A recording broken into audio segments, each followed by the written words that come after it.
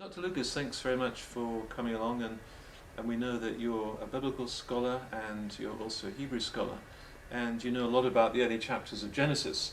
Now, of course, when people hear about Genesis, they think, in this whole account of creation and days and all that kind of thing, and many people just think this is a fairy tale. I mean, isn't it just a fairy tale? Well, interestingly, some historians of science would argue that they played an important role in the rise of modern science.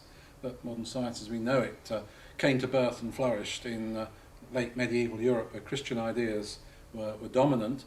And if you read the story in Genesis 1, it says God made a ordered and planned cosmos.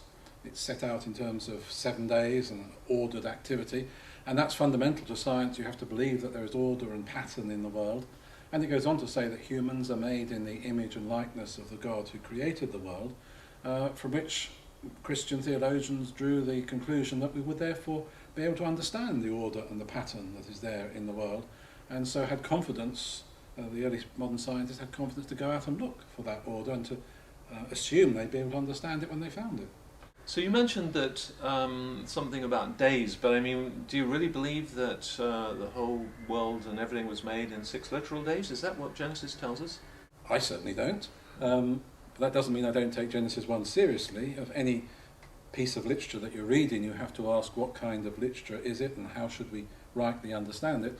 And I don't think it's a fairy story. I don't think it's a historical account.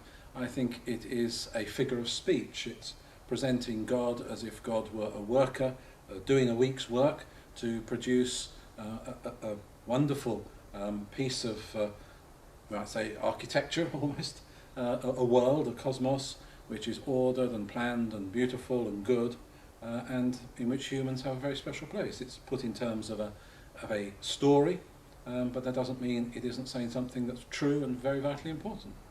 Yeah, no, I believe that there's lots of other creation stories around in the Middle East and Near East at the time when Genesis was being written. Do they help us to understand the text that we have now in Genesis? Yes, I think they do. I don't think that they reveal anything that's, if you like, terribly new, but they sharpen up things that Christian and Jewish theologians had seen in the narrative all the time. That in some ways you can see it's a story which is being told in opposition to the ideas that were around in the world at the time. In Babylonian religion, which we know the Jews, the Hebrews had contact with, they were very concerned with the idea of chaos, that the world was created out of chaos. The Creator had to do battle with the forces of chaos. It's been said of their religion it's the most anxiety-ridden religion in the world, because they're always afraid everything would fall back into chaos. Well, there's nothing like that in Genesis 1.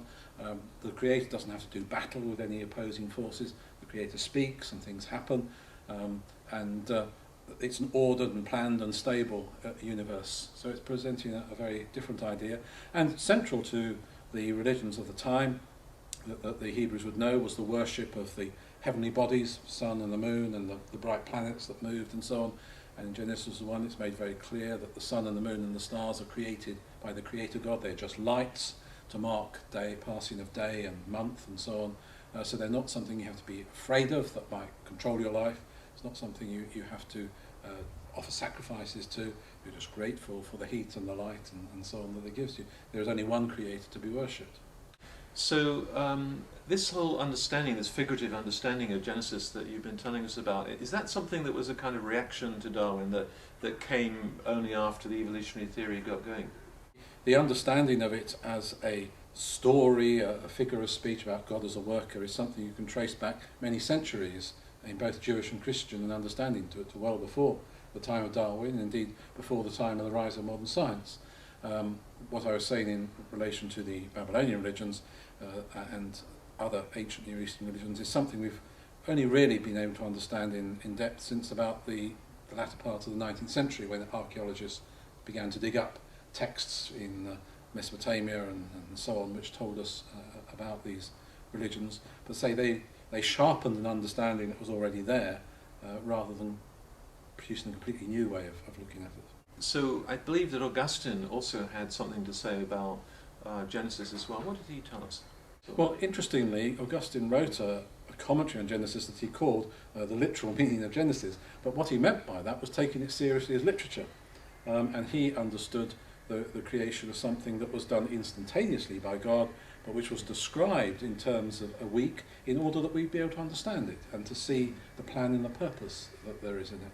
Mm-hmm. And I believe that was around early 5th century, wasn't it? So, yes, that's... So a little bit before the time of Darwin.